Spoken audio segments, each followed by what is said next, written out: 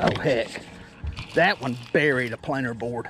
That's a slob. That's a big fish. Hey guys, I'm Melhorn. Can you catch catfish in the middle of summer heat, in the middle of the day? Stay tuned. We're gonna find out.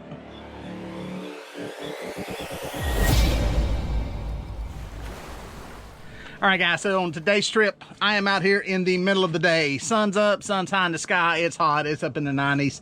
The only thing I got going for me is school is back in session and there's a little less boat traffic.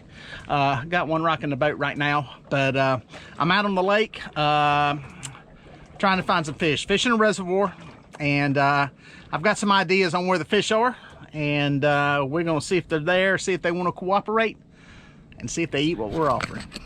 All right, guys, I think I got another one going on the planer board. Yes, sir. Hooked up. Chicken bait. Again, chicken side.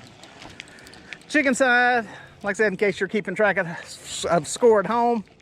Port side, chicken. Those are the green planers. Port is the left side of a boat when you're facing the bow. And we got cut bait on the starboard side. That's the right side of the boat when you're facing the bow. So, why do they have those names for it? Well, so that when the captain speaks to somebody on the boat, say he's coming talking to them on the radio, take care of something on the port side, it doesn't really matter which side they're facing when they tell them that. Or get that line on the port side. Having a name for a particular side, no matter which way you're facing on the boat, makes communicating easier. There's your Captain Dieter lesson for the day. We're gonna get this fish in. Boom, that is a channel cat. Cat-olicious. Boom. What little bit of chicken is left on that one. We'll talk about that in a second with the chicken. But nice one, pretty one, healthy. It's a pretty boat. I like that boat. Get him back in the water. Shoo. All right, guys, there's fish number one in the boat.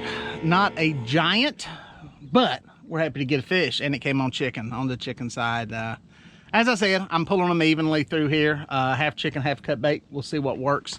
I came out through here the other day and was out at daylight, caught some fish, caught a good one up in the 30s. And I noticed something that was happening is a lot of those fish were kind of up in the water column, up near the banks early. The sun got up, middle of the day, started moving to deeper water. So what I decided to do was, since I had some time to fish, not optimal time to be out here. It is hot, guys. It is hot. It is sweaty, sweaty hot. But I decided to come out here anyway. I had a feeling these fish would pull back toward the river channel, and that's what I'm working. I'm working the channel edge. They've been pulling water through this system pretty good, and I think the thermoclines kind of busted up. We had some rain and tropical storm that came through. They had dropped the levels, now they're pulling water in. They're trying to get it back to its target elevation, so they're moving some water. Nothing crazy, but I think it's enough to get the thermocline churned up.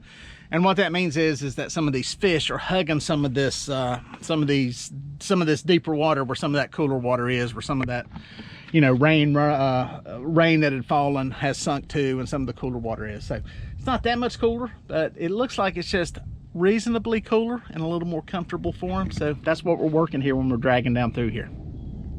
Boom, I know it's backlit, but we got one going on this planer board. Doesn't look like a monster judging by the way the planer board moved, but we're happy to have it. We love to bring a guest in the boat fishing with us, dragging some river channel. We've got some colder water, what you would call a thermocline, but it's what I call a live thermocline. It's oxygenated water. It's cooler. It's on the bottom. It's separated from the warmer water, but there's oxygen in it. A lot of thermoclines in the summertime do not have oxygen. What we have going on here is an influx of fresh water. It's a little bit cooler, and it has gone to the bottom, and we got some colder stuff on the bottom. That's a nice blue.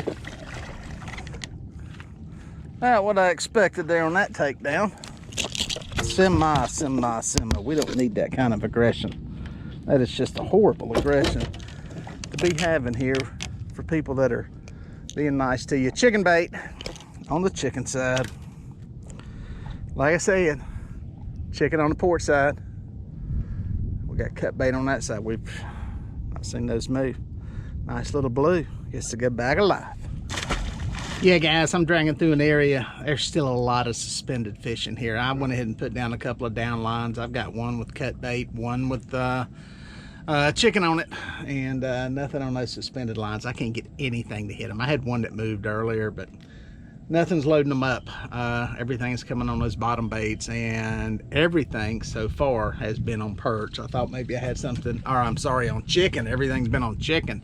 I thought I may have had something earlier on one of the cut bait rods, but there was nothing on it. I don't know if it was fish or just hanging up. So it's definitely a chicken bait bite. They're in deep water, and the biting fish are on the bottom. I tried this really hard early with the suspended fish. Couldn't make it happen, and I've still got some rods out as I'm drifting through here, and you think I would pluck off at least one with all those fish in there, but I just don't think they're active. I think those fish are just suspended, sitting in a comfortable place there in the water column with plenty of oxygen, a little more stable temperature, and from there they can go up or down and maybe even pluck off a fish as it comes by there. There's a few schools of bait that are a little bit higher. So yeah, it is what it is. It's a changing landscape, so to speak, in the fishing world right now. We're getting late summer. Stuff's starting to change a little bit. You know, we're past the probably our peak water temperatures. Not by much though. Still hot, still muggy. It's miserable this morning. Very, very muggy this morning. But you know, this time of year we start getting some rain with tropical you know, systems that come through. I know the folks out in Tennessee got smashed with some flash flooding. North Carolina mountains got the same. We got a rise in the rivers over here from one of the tropical depressions. So a little different than we got earlier. Everything's done spawning now. Fish are kind of into their normal patterns, a little more patternable. And we're just trying to figure out what that pattern is right now with the water moving through here and the lakes coming back up. So all you can do is fish, and fish when you can. All right, guys, one of my planer boards got hung up, so I decided to check it. So usually when I do that, I kind of restructure everything and check them all. On the chicken side, I may have a fish on one of these. I can't tell. Get it to flip up here. If it is, it's a small fish. We've been pulling them. Actually, yeah, I think it is a fish. We're actually going back upstream. I trolled down through here pretty good ways going downstream, and decided to head upstream. A little bit of current, winds from that direction. I can slow creep it up through here. Yeah, this feels like a very small specimen, but we'll take it. We're happy to have a fish. Happy to have a fish. Got a little boat wake. I only had a boat come by. It's nice having everybody back in school. There we go. Good fish. I don't know why I didn't realize that fish was on there. Simmer down. Simmer down. We're all friends here. We're all friends here.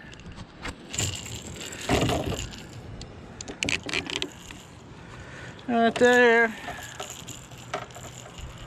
We're all friends. Nice one. It's on the chicken bait. Side, pretty blue.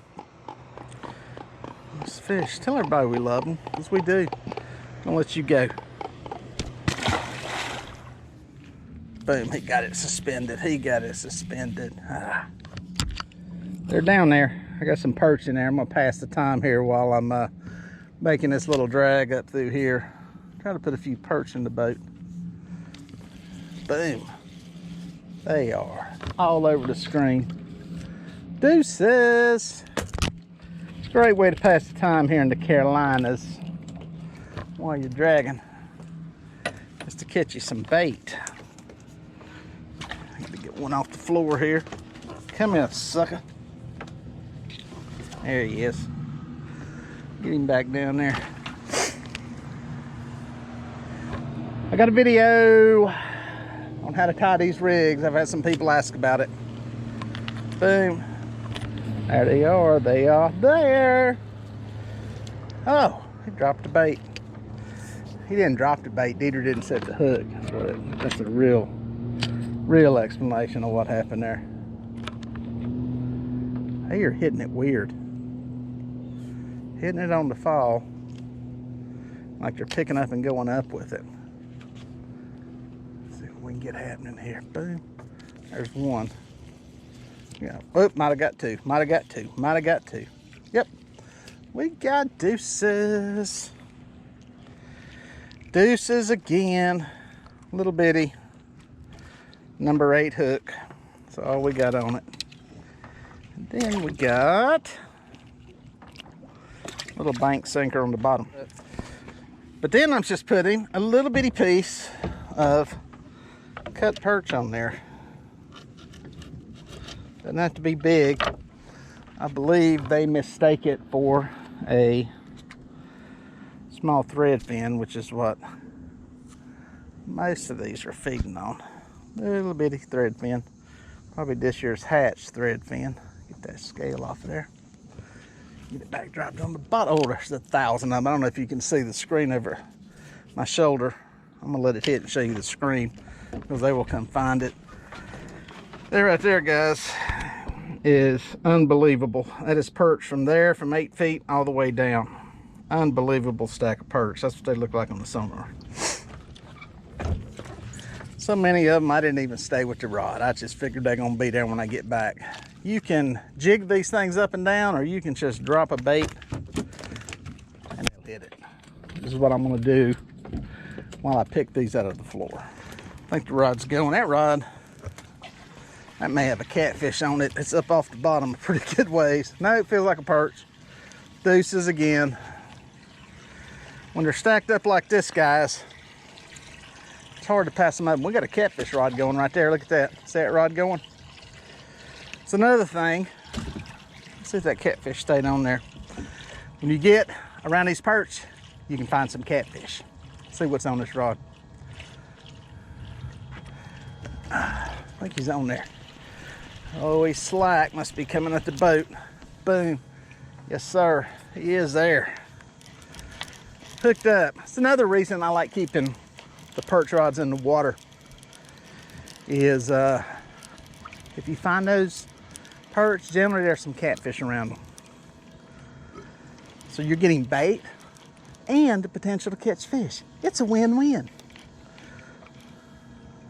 Ironically, this fish hits a piece of chicken. Can't make it up, guys. Can't make it up. That's a good fish. That's a good fish. A lot of times this is the size fish you're getting around here too. Decent sized fish. That's a big blue. I'll probably get your shake out. Oh. Let's see.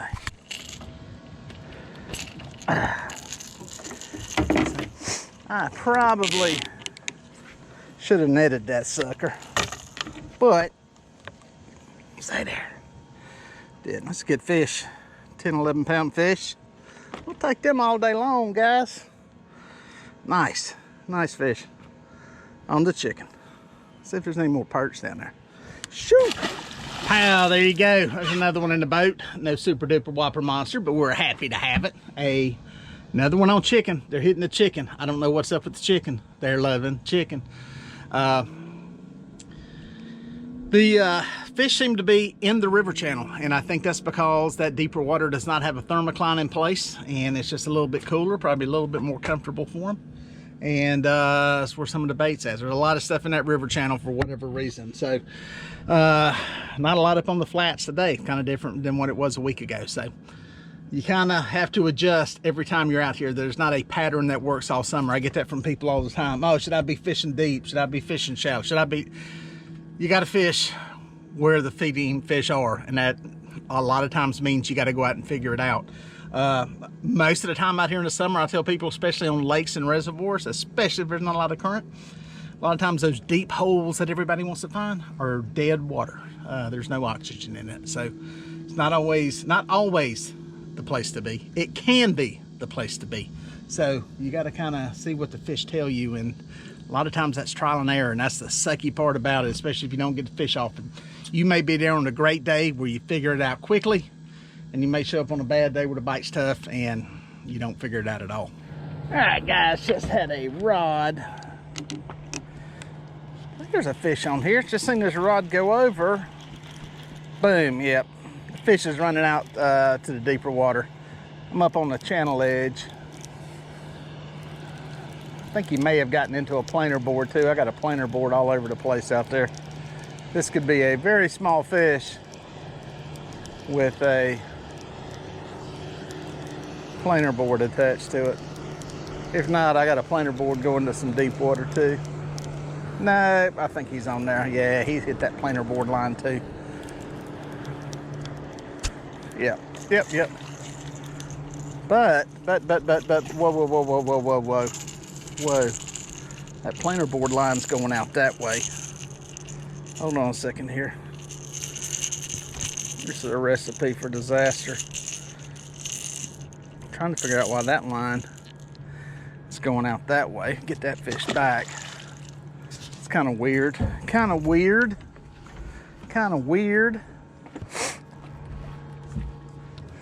Yeah, the planer board's going out towards the river channel like there's a fish pulling a line out through there, which doesn't make any sense, but I can get it to come over here.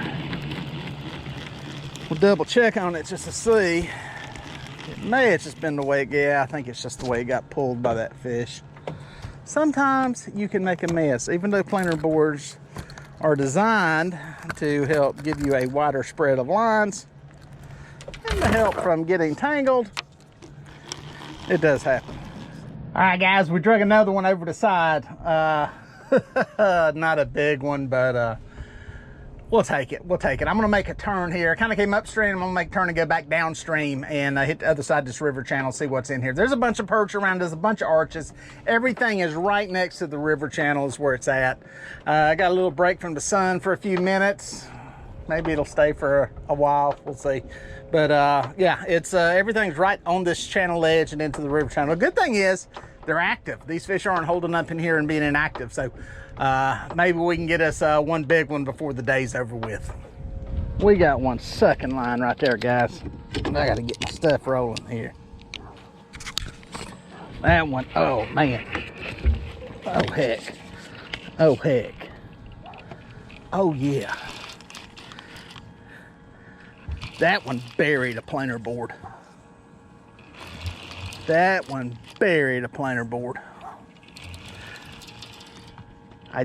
goes underwater again. Dadgum.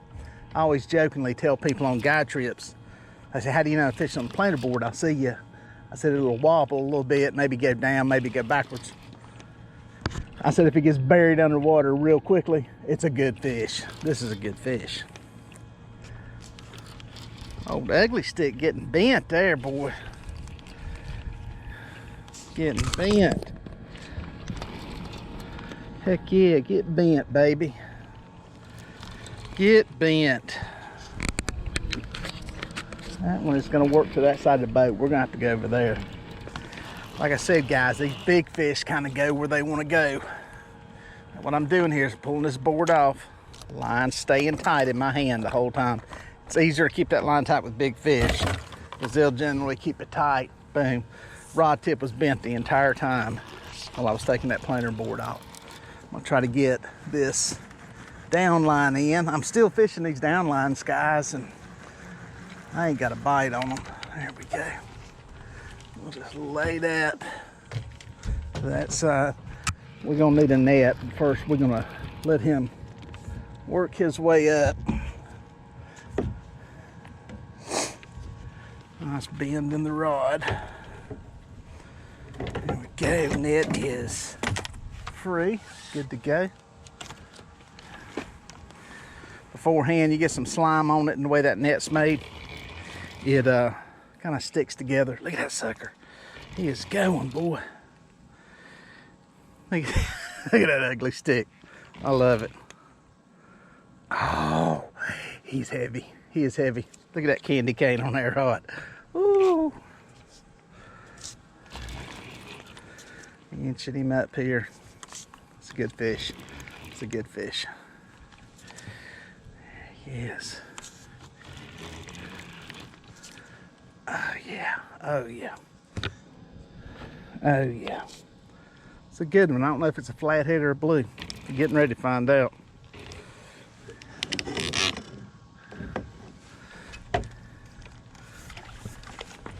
That is a giant blue. A giant, a giant, a giant, a giant. Jolly green giant. That, boys and girls, is a piggy, and it came on cut bait. This one's on cut bait. That's a slob. That's a big fish. That's a really big fish. Oh, Lord. Let's get him up here. Come here, girl.